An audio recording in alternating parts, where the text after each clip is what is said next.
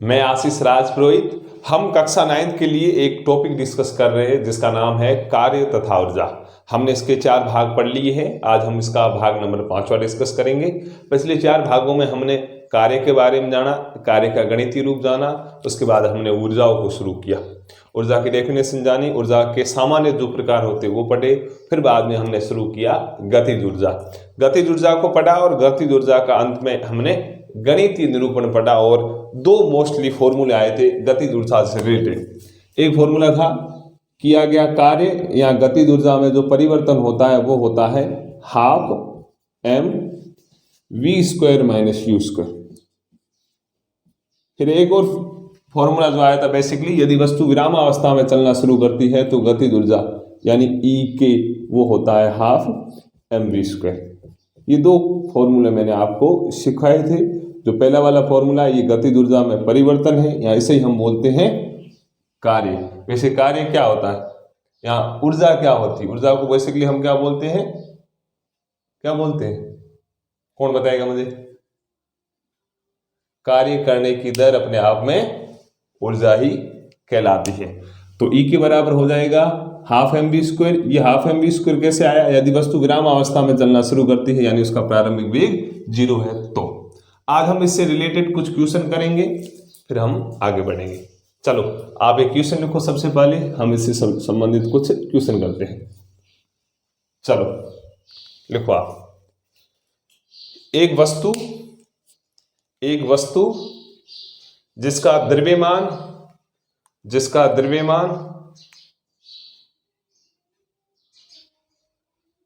20 kilogram है, जिसका द्रव्यमान 20 किलोग्राम है तथा उसका प्रारंभिक वेग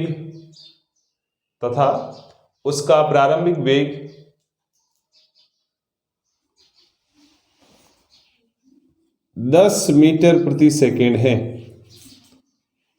उसका प्रारंभिक वेग 10 मीटर प्रति सेकेंड है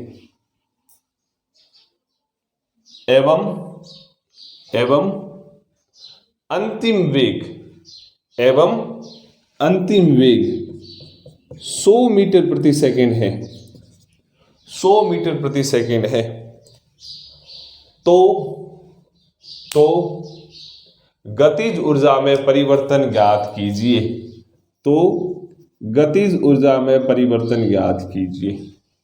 ये क्वेश्चन है, आप कीजिए। सिंपल क्वेश्चन है। पहला वाला फॉर्मूला यूज होगा, जो डाटा है वो मैंने लिख लिए। ये जहाँ पे जो डाटा पुट करने वहां पे पुट करो और थोड़ी बहुत कैलकुलेशन करो, उत्तर आ जाएगा। चलो ट्राई करो आप। पहला वाला सूत्र लगाना है आपको। क्या आंसर आ रहा है?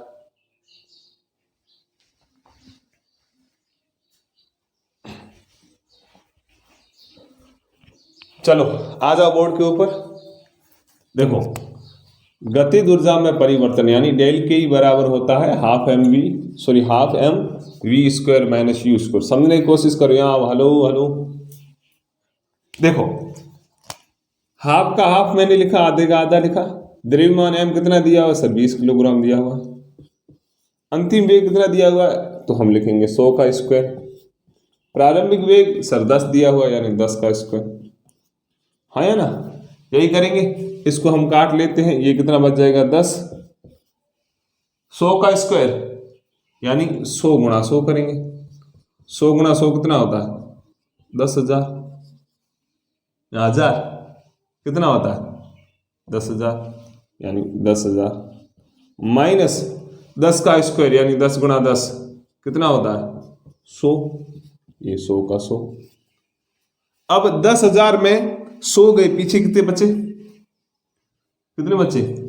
9,990 या 9,900? 9,900 पीछे बचे यानी 10 गुणा 9,900। तो उत्तर आ जाएगा 99,000 यानी 99,000। यानी गतिज ऊर्जा में जो परिवर्तन होगा वो 99,000 के आसपास होगा और मात्रक है इसका जूल। क्या मात्रक है? जूल। ये आया इसका आंसर। करो, सोल्व करो आप। समझ में आ रहा है? सिंपल ये, वैसे ऐसे क्वेश्चन मैंने क्लास में आपको करवाए, आप कर सकते हो। किसके आंसर सही है? चलो वेरी गुड, अधिकांश बच्चों ने राइट किया है। चलो एक और क्वेश्चन लिखो आप, मैं इससे पहले साफ कर देता हूं। एक और क्वेश्चन लिखो।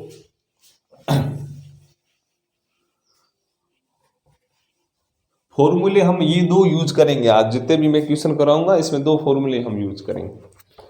चलो देखो आप क्वेश्चन, एक बंदूक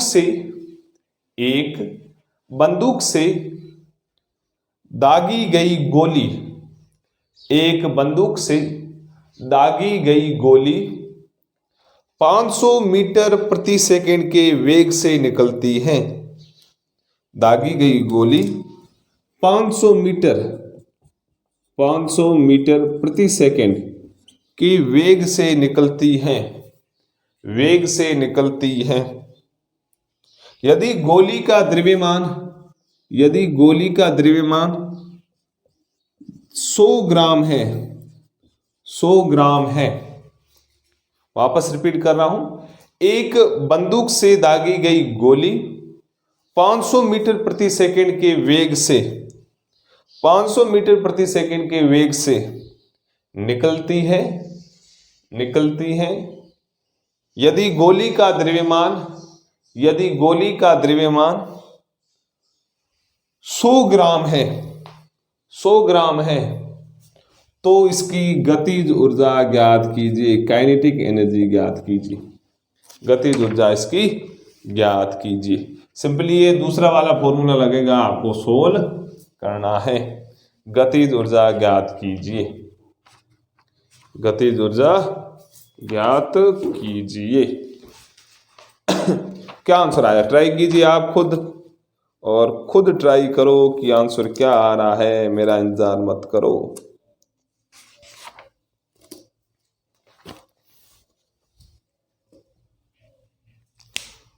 करो आंसर क्या आ रहा है। वेरी गुड, शाबाश, अच्छी ट्राई कर रहे हो आप।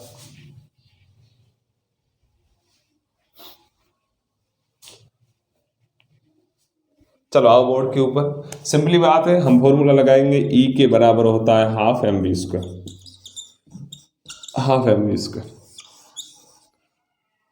ई के बराबर हाफ का हाफ लिखा मैंने, एम कितना है? द्रव्यमान।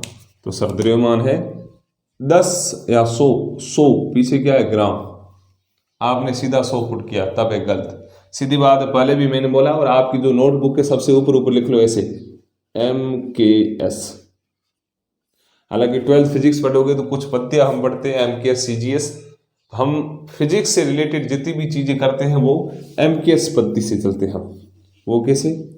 लंबाई हमेशा मीटर में लेंगे, भार हमेशा किलोग्राम में लेंगे, और समय हमेशा सेकंड में लेंगे। ये ध्यान रखना आपको, फंडा अभी से दिमाग में बिठा दो। यदि हम क्वेश्चन कर रहे हैं तो हमारे पास लंबाई है वो किलोमीटर में है तो मीटर में बदलेंगे, सेंटीमीटर में है तो मीटर में बदलेंगे, यदि भार हमारे पास ग्राम में है तो उसे किलोग्राम में बदलेंगे, यदि समय क्वेश्चन के अंदर मिनट में दे रखा है या घंटों में दे रखा है तो उसे हम पहले सेकंड में बदलेंगे, फिर फॉर्मूले के अंदर पुट करेंगे। ये ध्यान रखना, ये लिख लो भले ऊपर MKS, M यानी लंबाई किस में लेंगे? मीटर में, के यानी भार यानी किस में लेंगे? किलोग्राम में। यहाँ लिख लेता हूं मैं भार हम किस में लेंगे? किलोग्राम में। चलो लिखा हुआ अपने, और समय किस में लेंगे? सेकंड में। अब देखो यहाँ पे द्रव्यमान दिया हुआ है 100 ग्राम, और हमें ग्राम को किलोग्राम में बदलना है, तो हम क्या करेंगे? हम करेंगे 100/1000, यानी 1000 से डिवाइड करेंगे। जो वस्तु आएगी, जो नया आंकड़ा आएगा वो किलोग्राम में आएगा, और किलोग्राम कितना आएगा? 0.1 किलोग्राम। कितना आएगा? 0.1 किलोग्राम। इसका मतलब मैं m की जगह पुट करूंगा 0.1 गुणा v कितना दिया हुआ सर? 500 का स्क्वायर। अब सोल्व करना है। हालांकि अधिकांश बच्चों ने सीधा फॉर्मूले के अंदर ये पुट कर दिया था, इस कारण सॉरी ये वाला 100 ग्राम पुट किया था, इस कारण गलत हो गया, लेकिन आपको ऐसे करना है। चलो इसको मैं सोल्व कर रहा हूं। आधे का आधा, 0.1 को मैं 1/10 लिख सकता हूं, जैसे मैं पॉइंट हटाऊंगा नीचे 10 आ जाएगा, गुणा 500 का स्क्वायर कितना होगा? 2500। चलो अपन करते हैं, आपको पता ना हो तो 500 गुणा 500 स्क्वायर करते, देखो 4 तो 0 ये लग गए, पंजम 25 यानी 1 2 3 4। अब देखो इस जीरो से ये जीरो गया, हाँ या ना, पीछे क्या बचता है, पीछे बचता है हमारे पास 25,000 बटा 2 यानी 25,000 का आधा कितना होगा 12500 जूल यानी 12,500 इसका आएगा उत्तर। अच्छा क्वेश्चन था, भले आप तारा लगा दो, 12,500 जूल इसका आएगा उत्तर। चलो हो गया। आपको जो द्रव्यमान है वो आपको लेना था किलोग्राम में और आपके क्वेश्चन में दिया हुआ था ग्राम में। चलो मैं मिटा रहा हूं, हम आगे बढ़ रहे हैं। ये ध्यान रखना MKS पत्ती, ठीक है, आगे काम आएगी आपके। एक और क्वेश्चन कर लो, अच्छा क्वेश्चन है, इस क्वेश्चन के ऊपर तारे लगा देना, देखते हैं किसको आ रहा है, गणित किसको अच्छी आती। चलो लिखो आप क्वेश्चन, लिखो आप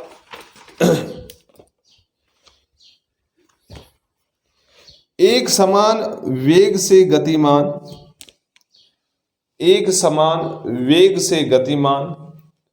वस्तु की ऊर्जा, एक समान वेग से गतिमान वस्तु की ऊर्जा 2500 जूल है।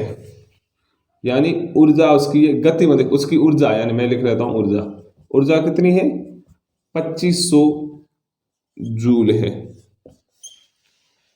एक समान वेग से गतिमान वस्तु की गतिज ऊर्जा, ऐसे लिखना, सॉरी, एक समान वेग से गतिमान वस्तु की गतिज ऊर्जा यानी काइनेटिक एनर्जी, गतिज ऊर्जा 2500 जूल है, 2500 जूल है। यदि उस वस्तु का द्रव्यमान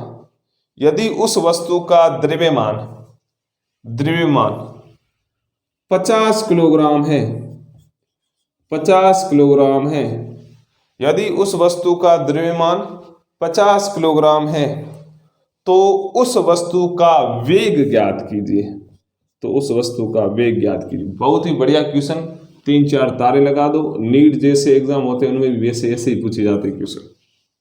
वापस रिपीट कर रहा हूं, एक समान वेग से गतिमान वस्तु की गतिज ऊर्जा 2500 जूल है। यदि उस वस्तु का द्रव्यमान 50 किलोग्राम है तो उस वस्तु का वेग ज्ञात करो। फॉर्मूला ये वाला लगेगा, इसमें आपको वेग ज्ञात करना है, तो उस वस्तु का वेग ज्ञात कीजिए, ट्राई कीजिए कितना आंसर आ रहा है। बहुत ही बढ़िया क्वेश्चन है, तारे लगा देना और कोशिश करो आप वेग ज्ञात कीजिए। फुर्ती, जल्दी जल्दी, जितना फास्ट चलोगे उतना फायदा है। चलो हो गया। अब बोर्ड के ऊपर आओ। देखो हमें पता है गतिज ऊर्जा या E के बराबर होता है ½ mv², ½ mv², आया ना। अब हमें क्या ज्ञात करना है, हमें करना है v² भी नहीं, हमें करना है v। तो हम क्या करेंगे, v² को एक साइड रखते हैं, v² को हमने एक साइड कर लिया, इसके बराबर में है E के यानी गतिज ऊर्जा, m इसकी गुणांक था तो उधर जाके भाग में हो जाएगा, 2 इसके एक, इधर वाली जो संख्या वो 1/2 में, तो उधर जाके गुणांक हो जाएगी, नीचे तो गुणांक हो जाएगी। v² बराबर होगा E के बटा m गुणा 2, लेकिन v कितना हो जाएगा, v बराबर हो जाएगा √ E के बटा m गुणा 2, हाँ या ना, समझ सकते हो ना। यदि मैं कह रहा हूं यहाँ पे v² है तो इधर मैं यदि स्क्वायर हटाऊंगा, या मैं ऐसे कर देता हूं कि इसको मैं 1/2 से गुणा करता हूं घात को, तो इधर भी मुझे 1/2 से गुणा करना पड़ेगा, तो 1/2 गुणा 2 ये तो कट जाएगा, लेकिन ये रूट हो जाएगा, √ इतना तो पता ना गणित आपको। चलो अब अपन इसका मान रखते हैं। गणित ऊर्जा सॉरी गतिज ऊर्जा कितनी है सर 2500 है, कितनी है 2500 है, बटा द्रव्यमान कितना है सर 50 है, गुणा 2 का 2, गुणा 2 का 2, 2500 गुणा 2 कितना हो गया सर 50 00 बटा 50, ये है रूट के अंदर। अब देखो 5 से 5 गया, 0 से 0 गया, पीछे बचेगा √100,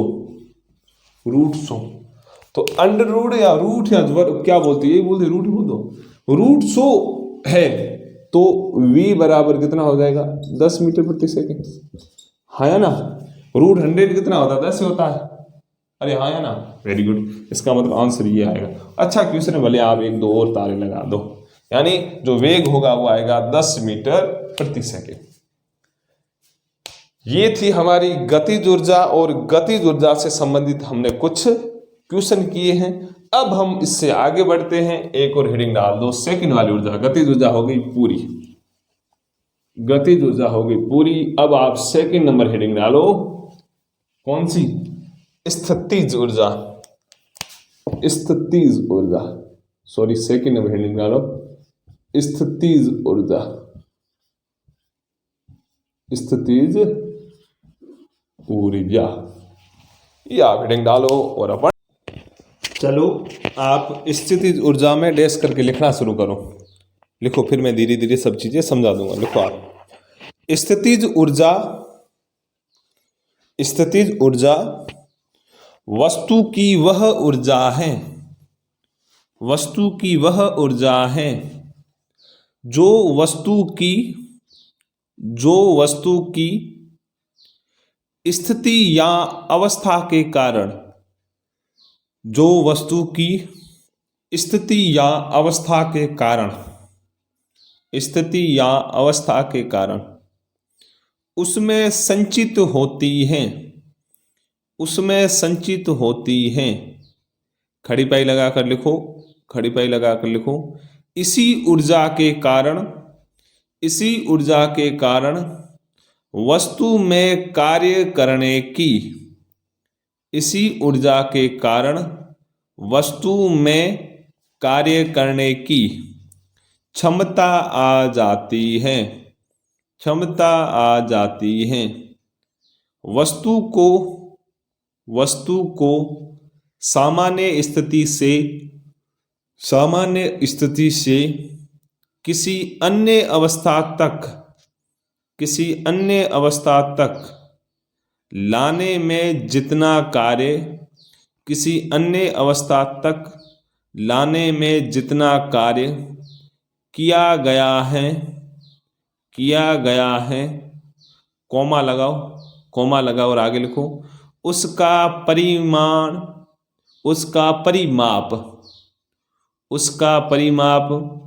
ही नवीन अवस्था में उस वस्तु की स्थितिज ऊर्जा के बराबर होगा, स्थितिज ऊर्जा के बराबर होगा। खड़ी पाई लगाकर नीचे वाली लाइन में लिखो उदाहरण, नीचे वाली लाइन में लिखो उदाहरण। अब हम समझते हैं स्थितिज ऊर्जा के उदाहरण। चलो आप लिखो पहले, फिर मैं समझाऊंगा। लिखो, उदाहरण में रेस करके लिखो। जब तीर को चलाने के लिए हम धनुष को खींचते हैं, तो हमारे द्वारा जितना कार्य धनुष खींचने में किया जाता है उसके तुल्य ऊर्जा ही कसी हुई अवस्था में कमान की स्थितिज ऊर्जा होगी। खड़ी पाई लगाकर नई वाली लाइन से लिखो, इसी प्रकार रबर को खींचने,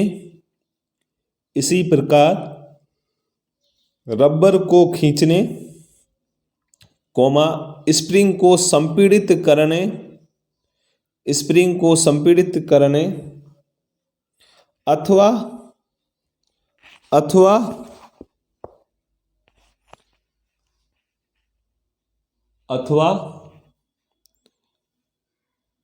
खींचने एवं वस्तु को किसी ऊंचाई तक उठाने में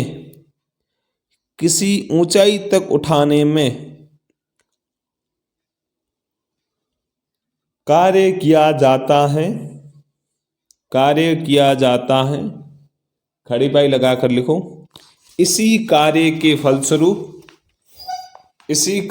फलस्वरूप वस्तु में ऊर्जा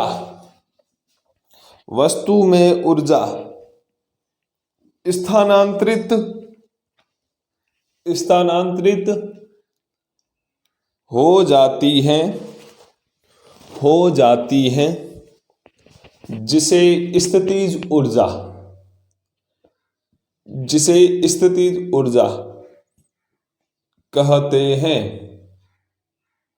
हैं। अब आओ बोर्ड के ऊपर, अब हम स्थितिज ऊर्जा तथा इसके उदाहरण को समझते हैं। चलो अपन समझते हैं। आओ बोर्ड के ऊपर। वैसे भी नाम लग रहा है कि लिखा हुआ है, देखो पहले हमने पढ़ा गतिज ऊर्जा यानी गति से रिलेटेड, अब स्थितिज ऊर्जा यानी स्थिति से रिलेटेड। या तो स्थिति बना रहे हैं या स्थिति में परिवर्तन कर रहे हैं, उससे संबंधित जो चीजें होगी लगभग इस ऊर्जा के अंतर्गत आएगी। मैंने क्या लिखवाया वो मैं पढ़ रहा हूं, फिर मैं समझा रहा हूं। मैंने लिखवाया स्थितिज ऊर्जा वस्तु की वह ऊर्जा है जो वस्तु की स्थिति या अवस्था के कारण उसमें संचित होती है। यानी कोई वस्तु अपनी जिस स्थिति में है या जिस अवस्था में है, उस अवस्था के कारण इसके अंदर जो ऊर्जा संचित होगी या इसके अंदर जो ऊर्जा होगी वो क्या होगी? स्थितिज ऊर्जा यानी स्थिति के कारण। इसी ऊर्जा के कारण वस्तु में कार्य करने की क्षमता आ जाती है। सिंपली बात है, यदि मैं कोई कार्य कर रहा हूं या कोई भी विषय वस्तु यदि कार्य कर रही है, इसका मतलब उसके अंदर ऊर्जा है। यानी इस स्थितिज ऊर्जा के कारण इस वस्तु में कार्य करने की क्षमता आ जाती है। वस्तु को सामान्य स्थिति से किसी अन्य अवस्था तक लाने में जितना कार्य किया जाता है उसका परिमाप ही नवीन अवस्था में उस वस्तु की स्थितिज ऊर्जा के बराबर होगा। यानी किसी वस्तु की एक अवस्था से इसको यदि हम किसी दूसरी अवस्था में ले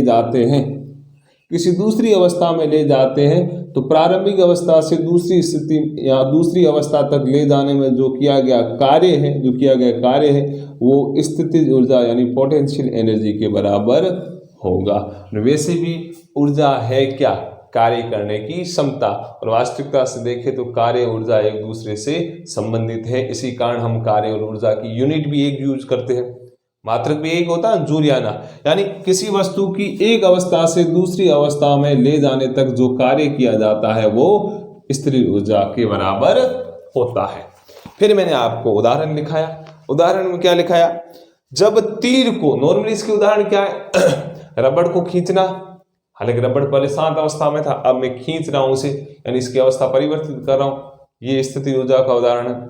या मैं कह रहा हूं स्प्रिंग को यदि मैं दबा रहा हूं या स्प्रिंग को मैं खींच रहा हूं, तो ये भी अपने आप में स्थितिज ऊर्जा में परिवर्तन के कारण। या मैं किसी धनुष में उसके कमान को खींचकर कोई तीर चला रहा हूं या तीर को छोड़ रहा हूं, तो इसके संदर्भ में जो ऊर्जा होगी वो क्या होगी?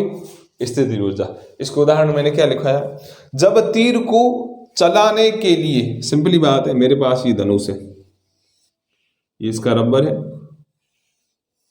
थोड़ा आगे हो गया, ये इसका तीर है। जब तीर को चलाने के लिए हम धनुष को खींचते हैं, इस रबर को खींचते हैं, हाँ या ना, पीछे को खींचते हैं।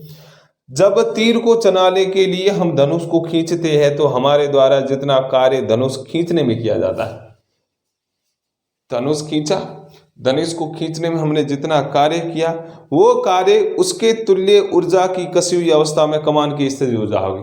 यानी हमने तीर को चढ़ाया, फिर हमने रबर को पीछे की ओर खींचा, खींचने में जो हमने कार्य किया वो कार्य उसके अंदर जितनी स्थितिज ऊर्जा है उसके इक्वल होगा, उसके बराबर होगा।